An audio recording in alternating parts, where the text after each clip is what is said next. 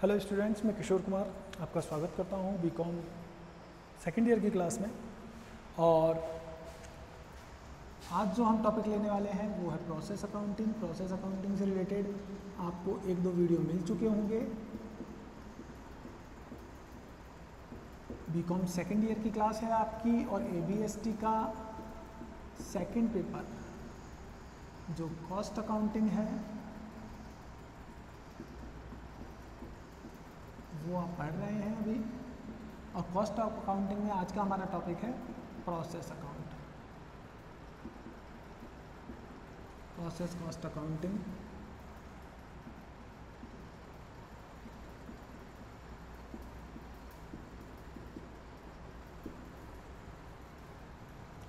एबीएसटी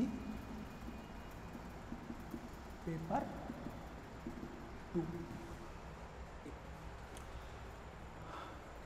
और देखिए, process cost accounting में आज जो हम क्वेश्चन लेने वाले हैं वो क्वेश्चन राजस्थान यूनिवर्सिटी में 2004 में पूछा गया है और बीकॉम सेकेंड ईयर में पूछा गया है राजस्थान यूनिवर्सिटी में ईयर 2004 में।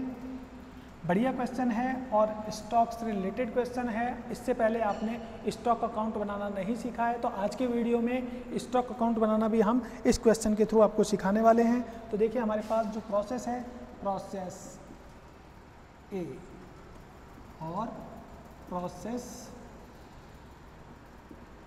बी, दो प्रोसेस है हमारे पास, प्रोसेस ए और प्रोसेस बी। इनकी जो डिटेल्स है मैं आपको लिख देता हूं जिससे कि आपको क्वेश्चन में दिख जाए।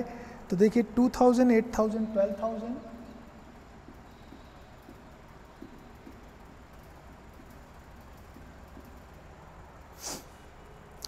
2000, 1950,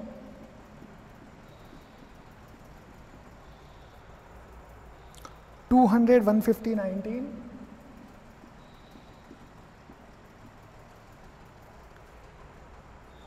और 2%। ये इनपुट है,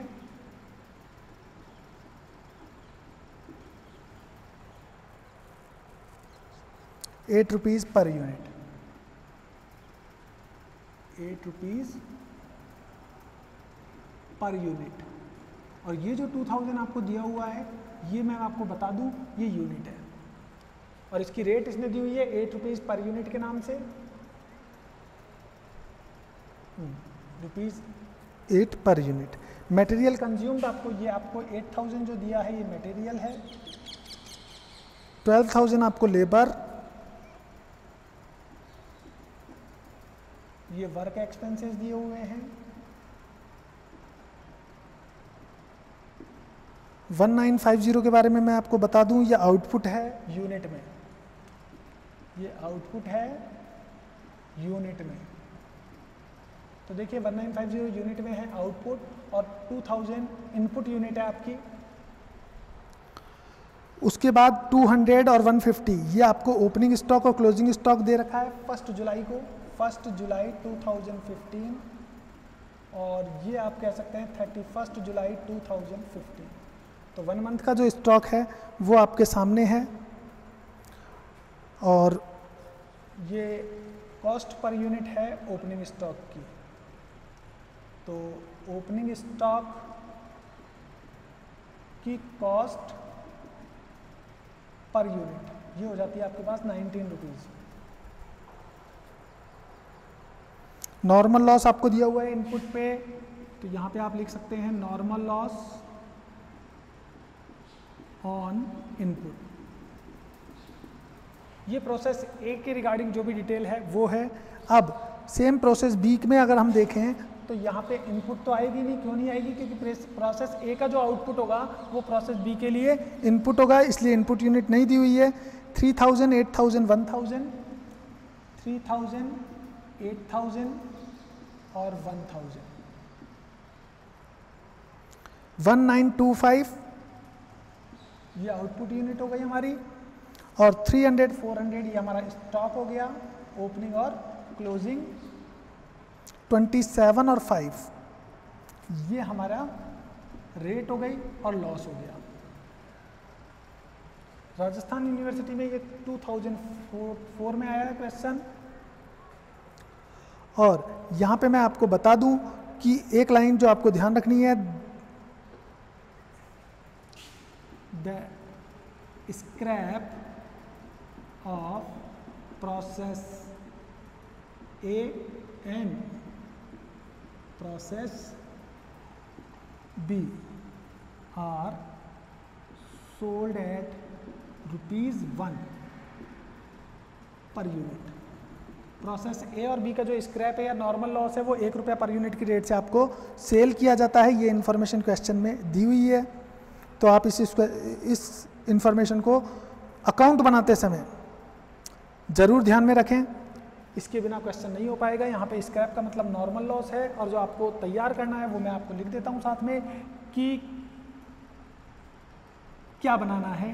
प्रिपेयर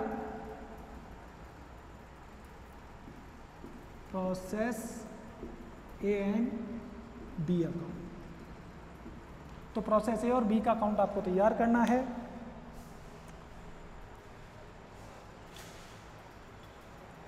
तो आपने इस तरीके से देख लिया होगा कि प्रोसेस ए और बी का अकाउंट हम क्वेश्चन को आप ध्यान से देख सकते हैं।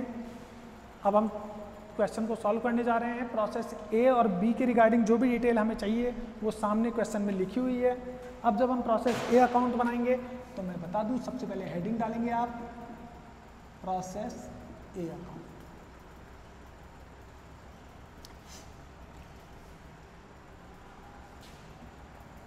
आपने सबसे पहले हेडिंग डाली पर्टिकुलर यूनिट और अमाउंट, फिर आपने पर्टिकुलर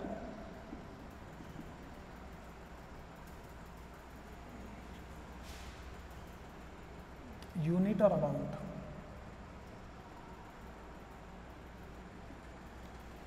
ये आपके यूनिट हो जाती है और ये अमाउंट। तो देखिए प्रोसेस ए अकाउंट पर्टिकुलर यूनिट अमाउंट आपने लिख लिया है। सबसे पहले 2 इनपुट यूनिट डाल देते हैं हम, जो हमारे पास इनपुट थी। तो आप देख सकते हैं 2000 आपके पास यूनिट है और एक की जो रेट है वो है 8 पर यूनिट। तो ₹8 पर यूनिट है, आप मल्टीप्लाई कर लीजिए 2000 को, तो ये 16,000 हो जाती है आपकी अमाउंट में। अब आप जो भी एक्सपेंसेज हुए हैं इस प्रोसेस पे, प्रोसेस ए में जो भी खर्चे हुए हैं आपके, आप वो सारे के सारे इसमें लिख सकते हैं। तो आप देखेंगे मटेरियल, लेबर, वर्क एक्सपेंसेज, ये 3 एक्सपेंसेज हमारे हुए हैं 8,000, 12,000 और 2,000। तीनों अमाउंट में है तो आप अमाउंट में लिखेंगे 8,000, 12,000 और फिर शायद है 2,000। तो जो भी खर्चे थे मैंने तीनों के अमाउंट लिख दिए। खर्चे का नाम, जो भी एक्सपेंसेज का नाम है, मटेरियल, लेबर और एक्सपेंसेस। तो मटेरियल, लेबर, एक्सपेंसेस, तीनों एक्सपेंसेस आ गए। इनपुट यूनिट आपकी आ गई है। अब इसके बाद हम बात करते हैं नॉर्मल लॉस की।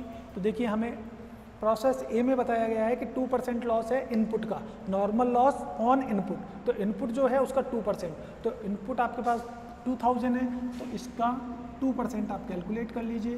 तो बाय नॉर्मल लॉस 2000 का 2% ये आपके पास आ जाता है 4040। एक बार फिर से कैलकुलेट करके देख लीजिएगा आप, तो ये 40 हो जाता है। और आगे देखिए क्वेश्चन में क्या लिखा हुआ है, the scrap of process A and B are sold at ₹1 per unit. तो जो स्क्रैप है प्रोसेस ए का और प्रोसेस बी का, दोनों का ही स्क्रैप ₹1 पर यूनिट की रेट से सेल किया जा रहा है। तो यहाँ पे 40 यूनिट हमारी जो है वो ₹1 की रेट से ₹40 में सेल हो जाएगी। अब हम बात करते हैं बाय आउटपुट। ये जो आउटपुट है ये प्रोसेस बी में चला जाएगा, प्रोसेस बी में। क्यों? क्योंकि प्रोसेस ए का आउटपुट, प्रोसेस का मतलब एक लंबा प्रोसीजर है तब जाके फिनिश गुड तैयार होती है, पहले प्रोसेस का जो गुड्स है वो सेकंड प्रोसेस में ट्रांसफर होता है, सेकंड का थर्ड प्रोसेस में ट्रांसफर करेंगे। तो यहाँ पे प्रोसेस ए का जो आउटपुट है वो प्रोसेस बी में ट्रांसफर होगा। तो हमारे पास देखिए आउटपुट होना चाहिए 1960, जबकि यहाँ पे हुआ है 1950 आउटपुट। तो यहाँ पे हमारे पास जो आउटपुट है वो कम आया है। आना कितना चाहिए? 1960। 2000 में से 40 जो है इसको लेस करके देख लीजिए, 1960 आउटपुट होना चाहिए, लेकिन एक्चुअल आउटपुट आपका देखोगे तो 1950 ही है। तो 10 कहाँ गया? ये जो 10 गायब हो गया, जो कम हुआ है, शॉर्टेज है, ये बैलेंसिंग फिगर जो है ये एबनॉर्मल लॉस के नाम से आप रिप्रेजेंट करेंगे, एबनॉर्मल लॉस। तो ये जो 10 यूनिट है ये आपके एबनॉर्मल लॉस को बताती है। अब आप इसके बाद टोटल कर सकते हैं। इसका टोटल अगर 2000 है तो बाई साइड का जो टोटल आएगा वो भी आपके 2000 आएगा। फिर आप अमाउंट वाले कॉलम का टोटल कर सकते हैं। तो अमाउंट वाले कॉलम का जो टोटल आएगा वो आएगा 16 + 8 + 12 + 2, ये हो जाता है 38,000।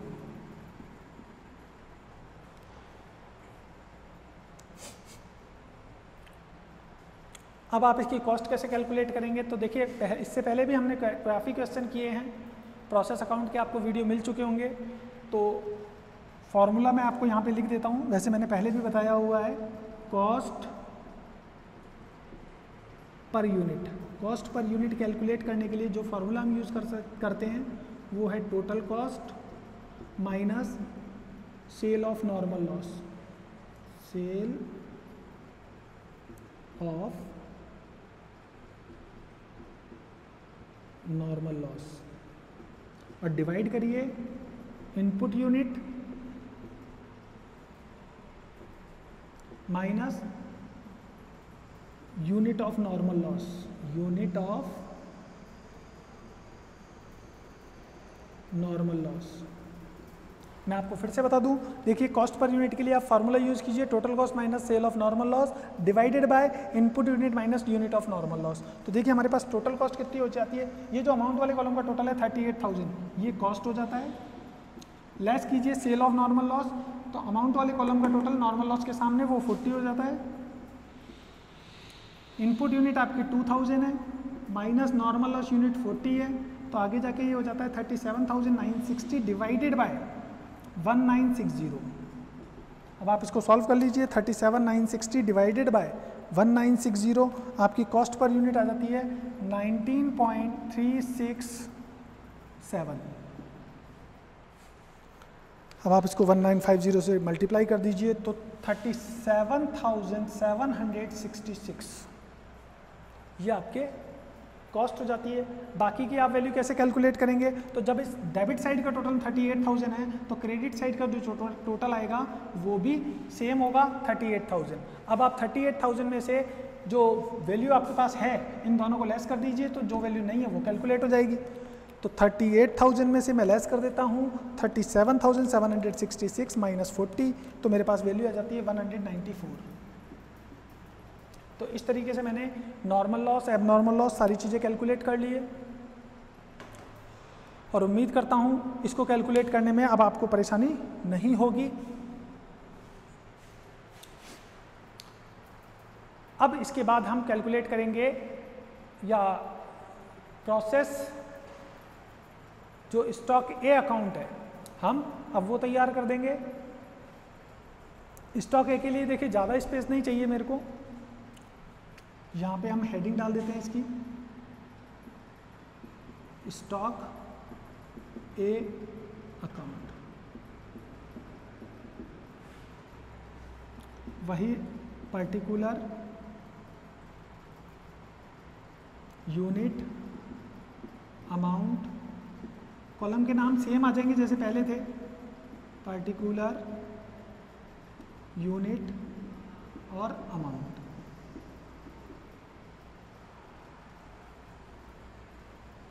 तो देखिए जैसे नाम पहले गिवन थे मैंने सेम वही नाम दिए हैं। अब इस चीज़ की ज़रूरत नहीं है मेरे को, और यार फॉर्मूले की ज़रूरत तो पड़ेगी। चलिए कोई बात नहीं, फार्मूला हम फिर से देख लेंगे।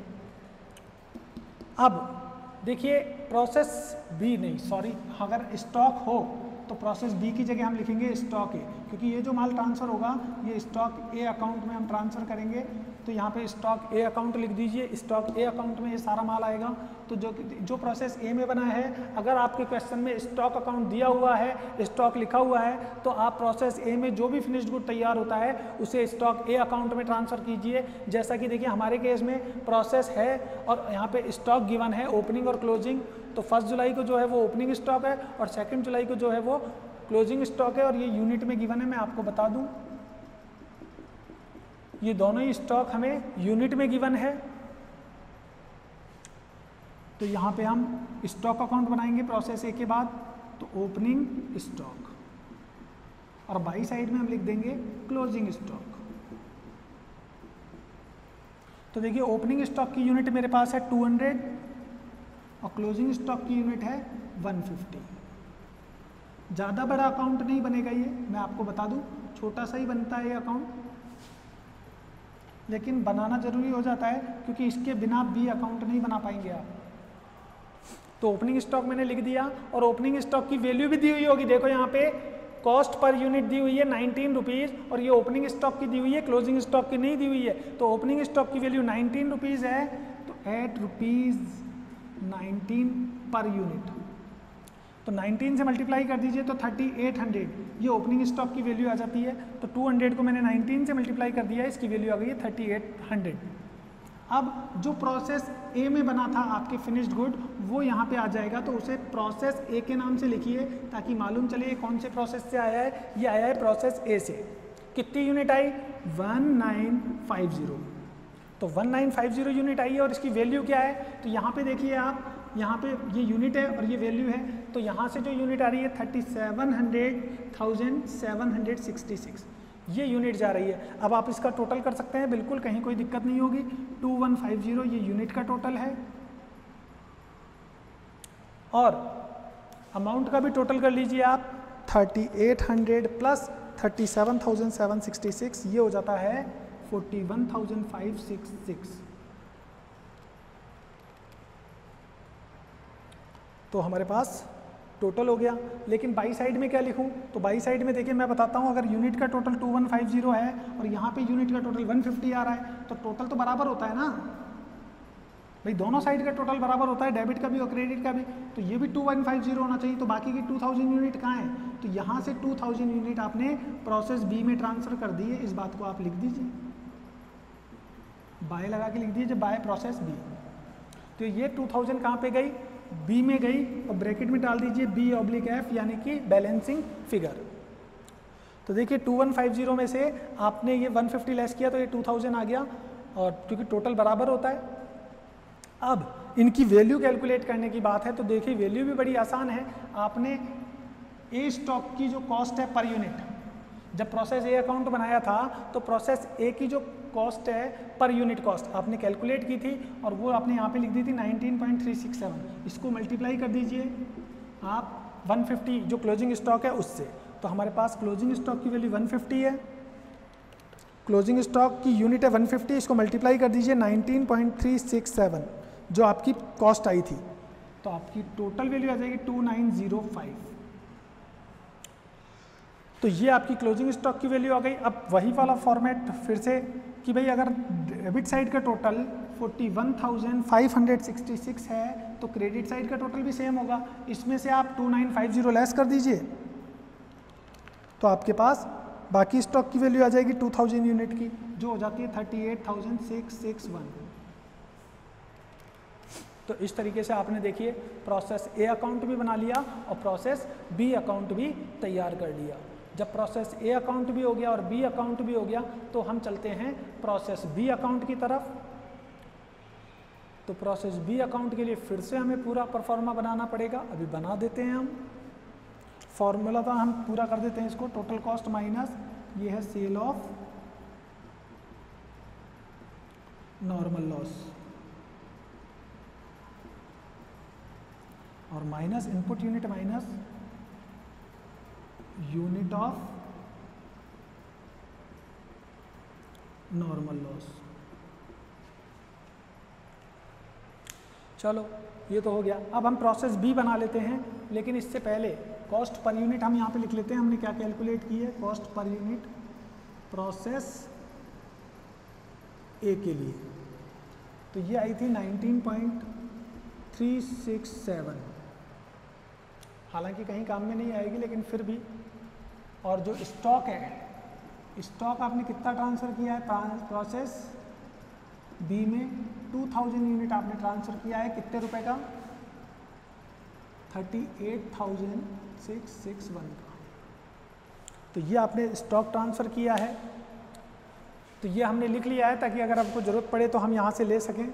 स्टॉक की वैल्यू आपने कैलकुलेट कर ही लिए, 2950 है, अब खैर ज़रूरत पड़ेगी नहीं इसकी, तो यहाँ पे हम इसको मिटा ही देते हैं, इतना क्या सोचना है।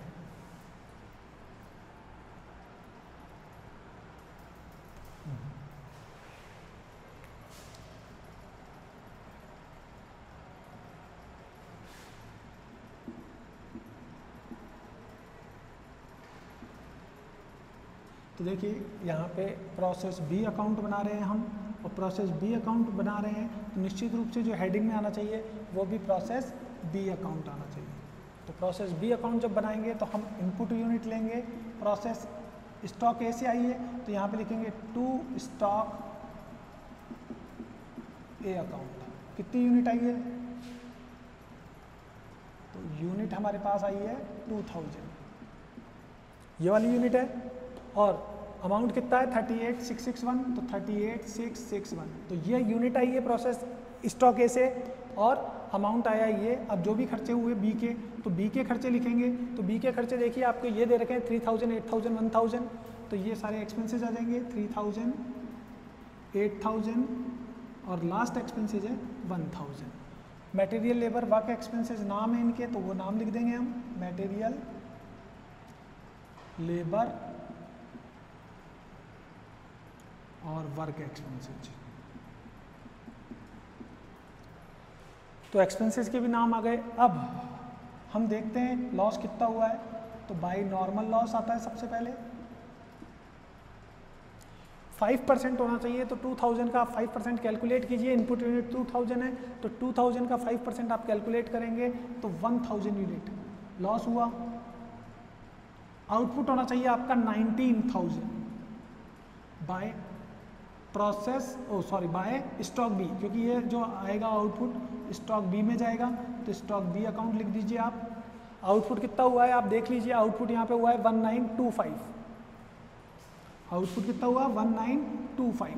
अब आप अगर इसका टोटल करेंगे तो आप पाएंगे कि बाई साइड का टोटल 2025 हो रहा है और टू साइड का 2000 ही हो रहा है, तो 2500 यूनिट आपकी 25 यूनिट आपकी अचानक से इंक्रीज हो गई है, यानी कि लॉस ज़्यादा होना था लेकिन एक्चुअल में कम हुआ और आउटपुट आपके पास ज़्यादा हो गया, तो ये आपके लिए गेन हो गया। तो आप इसे एबनॉर्मल गेन भी लिख सकते हैं और एबनॉर्मल इफेक्टिव भी लिख सकते हैं। तो हम एबनॉर्मल गेन लिख दिए हैं, और कितनी यूनिट आपको गेन में मिली है, तो 2025 में से 2000 यूनिट लेस कर दीजिए 25, ये यूनिट आपकी गेन हो गई। अब इसकी कॉस्ट का पता लगाना है, कॉस्ट का पता लगाना बड़ी बात नहीं है, जैसे हमने एबनॉर्मल लॉस की यूनिट कॉस्ट पता की थी सेम उसी तरीके से हम एबनॉर्मल गेन की कॉस्ट भी पता कर लेंगे। लेकिन नॉर्मल लॉस आपका यूनिट में आया 1000, तो आपने बेचा भी तो होगा, तो देखिए यहाँ पे यूनिट लिखा हुआ था the scrap of process A and B are sold at ₹1 per unit. तो यहाँ पे आपको ये याद रखना पड़ेगा कि प्रोसेस ए और बी का जो आउटपुट है, जो नॉर्मल लॉस है, वो हम ₹1 पर यूनिट की रेट से सोल्व कर सकते हैं। तो यहाँ पे हमारे पास नॉर्मल लॉस 1000 यूनिट है, ₹1 पर यूनिट की रेट से ये 1000 में सेल हो जाएगा। अब आप टोटल कर लीजिए, 38,661 प्लस 3000 प्लस 8000 और प्लस 1000, टोटल हो गया 50,661।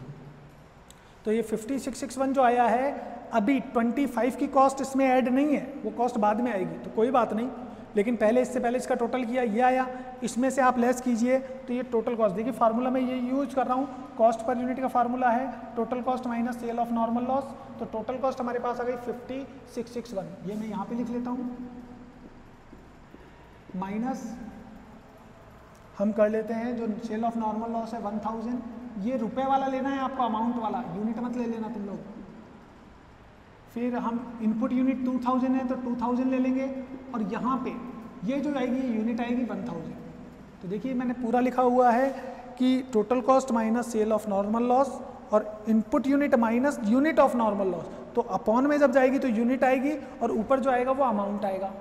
तो ऊपर ये जो है अमाउंट है और ये जो है नीचे वो यूनिट है। अब इसको सॉल्व करिए तो ये आ जाता है 49,661 डिवाइडेड बाय 1000। तो इनपुट यूनिट 2000 थी तो ये तो 100 ही होगा भाई। 2000 का 5%, ये तो 100 ही होता है, तो 100 ही होगा। और जो अमाउंट आएगी वो भी 1 रुपये में 1 यूनिट सेल करते हैं तो 100 यूनिट 100 रुपीज़ में सेल होगी। और यहाँ पे 2000 में से 100 माइनस करोगे यूनिट तो ये 1900 आएगी। तो 49,661 में डिवाइड कर दीजिए आप, 1900 का,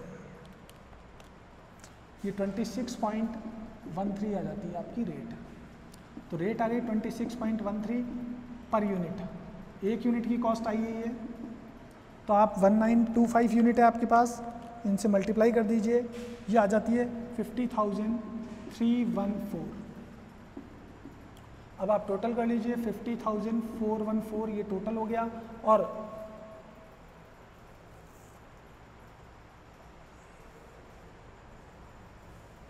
क्या हुआ भाई, गलत हो गया तुम? फिर से टोटल करें क्या? गलत तो नहीं लग रहा है, लेकिन हो तो सकता है। चलो देख लेते हैं एक बार। हाँ बिल्कुल गलत ही है। 50,661 में से अगर 100 जाएगा तो आपके पास आएगा 50,561, और इसमें डिवाइड कीजिए 1900 का, तो आपके पास कॉस्ट निश्चित रूप से ज़्यादा आएगी। 50,561 डिवाइडेड बाय 1900, 26.61, ये आपकी कॉस्ट पर यूनिट आ जाती है।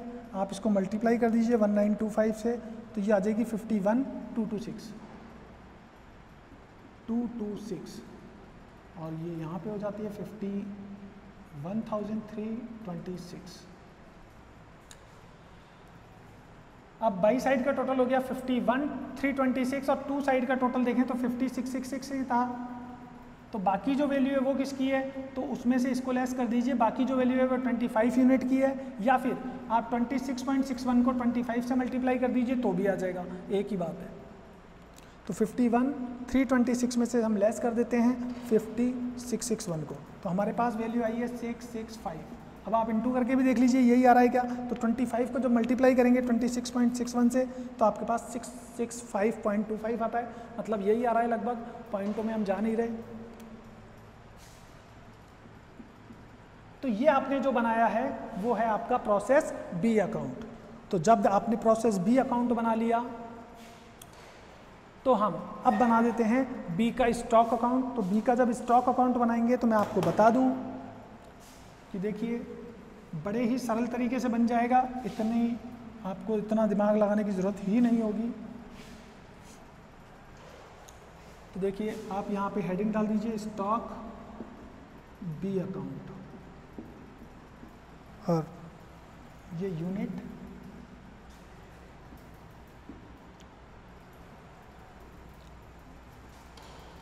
यहाँ पे हम यूनिट लिख सकते हैं, यहाँ पे हम अमाउंट लिख देंगे, यहाँ पे पर्टिकुलर, यहाँ पे फिर से यूनिट और फिर से अमाउंट। ये फिर से पर्टिकुलर आ गया। सबसे पहले आ जाएगा ओपनिंग स्टॉक। तो ओपनिंग स्टॉक आपके पास कितना था, तो ओपनिंग स्टॉक हमारे पास है 300 और 400 है। तो 300 ओपनिंग है और क्लोजिंग स्टॉक आपका 400 यूनिट है। तो हमने सबसे पहले ओपनिंग स्टॉक और क्लोजिंग स्टॉक लिख दिया है। फिर हम 400 आपका क्लोजिंग स्टॉक है तो इसे आप क्लोजिंग स्टॉक के नाम से शो कर दीजिए। अब आप प्रोसेस बी से क्या लाए हैं तो वो लिखिए, तो इसे प्रोसेस बी के नाम से लिखेंगे। कितनी यूनिट बनी है 1925, ये जो यूनिट है ये ट्रांसफ़र हो जाएगी 1925, अमाउंट इसकी आ जाएगी 51,226। और ओपनिंग स्टॉक की वैल्यू आपको क्वेश्चन में दे रखी है 27 रुपीज़ पर यूनिट। ये देखिए ये जो वैल्यू है 27, ये ओपनिंग स्टॉक की वैल्यू है। 300 से मल्टीप्लाई कर दीजिए ओपनिंग स्टॉक से, तो 27 को मल्टीप्लाई कर देंगे 300 से, तो आपके पास वैल्यू आ जाती है 8100। अब आप टोटल कर लीजिए 300 प्लस 1925, ये हो जाता है 2225। 8100 प्लस 51226, तो ये हो जाता है 59,326। अब 400 की वैल्यू क्या ले, तो मैंने आपको बताया था, देखिए ये जो वैल्यू आती है आप इसको मल्टीप्लाई कर दिया कीजिए। तो बी स्टॉक की जो वैल्यू आई थी वो थी 26.61, इसको मल्टीप्लाई कर देंगे हम 400 यूनिट से, तो 26.61 को मल्टीप्लाई कर देंगे तो ये आएगी आपकी 10,644। तो ये आपके क्लोजिंग स्टॉक की वैल्यू आ गई। टोटल आपके पास स्टॉक था 59,326 का, बाकी बचा हुआ कितना है 10,064, तो बाकी कहाँ गया, तो बाकी आपने ट्रांसफ़र कर दिया फिनिश्ड स्टॉक। तो आप इसको फिनिश्ड स्टॉक दिखा सकते हैं जो आपके पास तैयार माल है, फिनिश्ड स्टॉक। तो आपके पास फिनिश्ड गुड्स हो जाती है यहाँ पे 59,326 माइनस 10,644, तो ये आ जाती है 48,682। और यूनिट कितनी हो गई, तो देखिए इन दोनों का टोटल किया हमने 2225 था, इसमें से 400 आप लेस कर दीजिए तो 1825, ये आपके पास यूनिट आ जाती है। टोटल सेम आएंगे 2225, और इसका टोटल हो जाता है आपके पास, तो ये जो टोटल है ये आपके पास आ जाता है 59,326।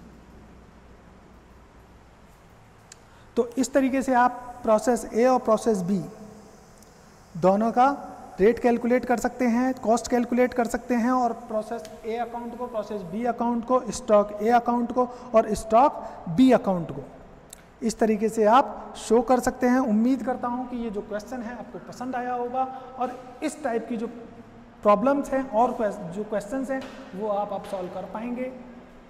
और अगर इस टॉपिक में आपको कोई प्रॉब्लम होती है तो आप निश्चित रूप से हमें कमेंट करके बता सकते हैं, हम निश्चित रूप से आपकी हेल्प करेंगे और जल्द से जल्द जो सॉल्यूशन है उनकी प्रोवाइड आपको कराने की कोशिश करेंगे। Thank you, see you again, फिर मिलेंगे।